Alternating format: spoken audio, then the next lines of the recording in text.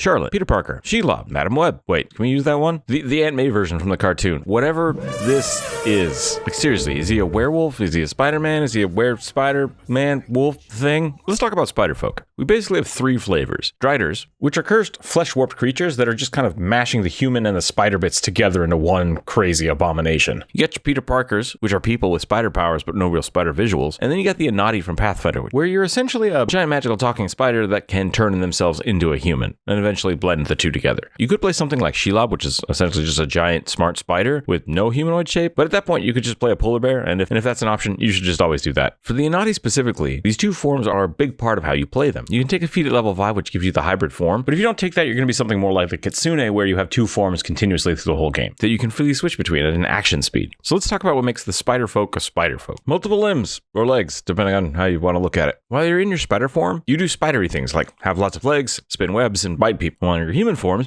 you have fingers. In Pathfinder 2nd Edition, something that's a little odd about the spider folk is that while you get advantage on climbing, you don't actually get a climb speed unless you take a feat at level 9. This is bullshit.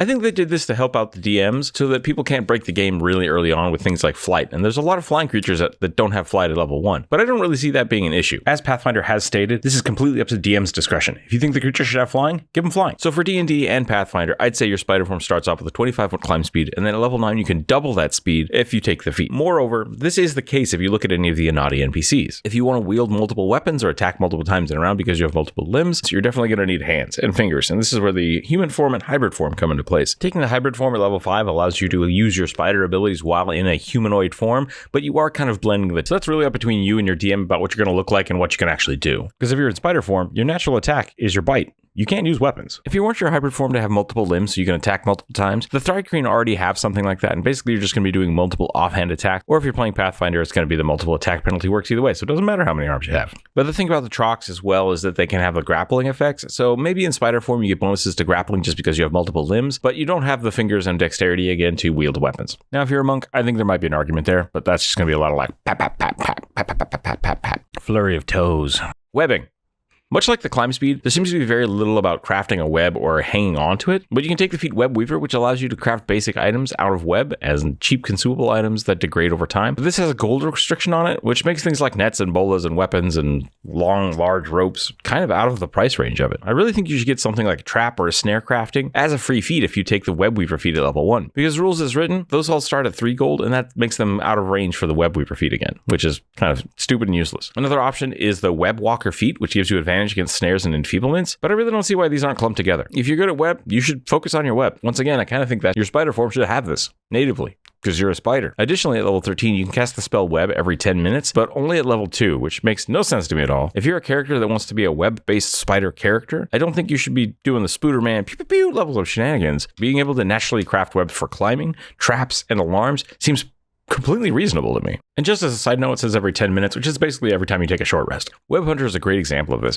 granting the tremor sense ability so long as you and the creature are touching the same webbing or rope. This becomes amazing if web crafting is the basic tenet of the character. Grappling could also extend to this, using your webbing to benefit grapple checks so long as the person is standing on your web or you spend an action to attack or put some of the web on them. And finally, your bitey bits.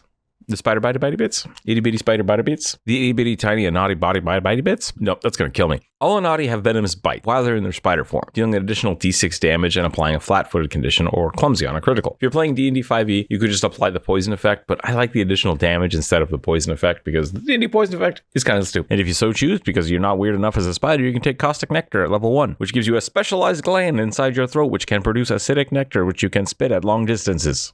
Because I needed more nightmare fuel in my life. Thanks, game. There's also some additional heritage feats which would double the damage for this bit, but it's neither here nor there.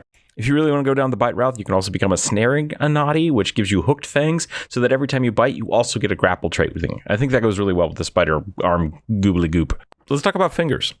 Your spider form should be just that. While you may be a human-sized creature, you are, in fact, a spider, with all the limitations that go along with it. You may be able to deal with ladders, unlike your centaur counterparts, but you're still going to struggle with things like swimming, wearing armor, holding or using magical items, doorknobs. Meanwhile...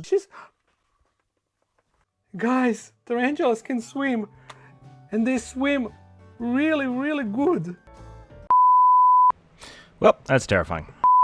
and even dealing with other humanoid races. They may only see you as a terrifying spider creature. It might be hard to sell people silks if they know that you spun them out of your own butt. So having your human form is going to be very key to interacting with the adventuring world that we know. Mind you, if you're making an Anadi NPC or shopkeeper, I don't see why you can't just stay in your spider form the whole time just for fun. I'm looking at you, Hades, too. Nice job.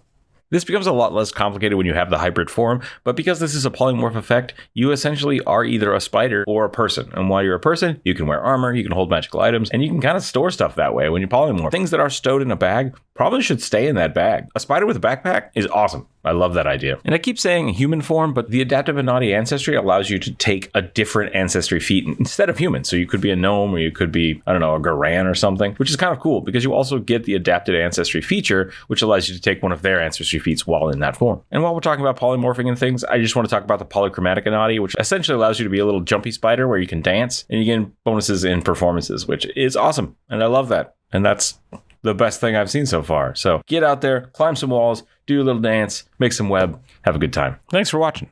Remember to keep your dice at the table and your doors locked because the spiders will come for you. They will come for you. They will fill your house and then everything will be sticky. Rugby, this might seem like a good plan, but do you know that the female spiders eat the male spiders?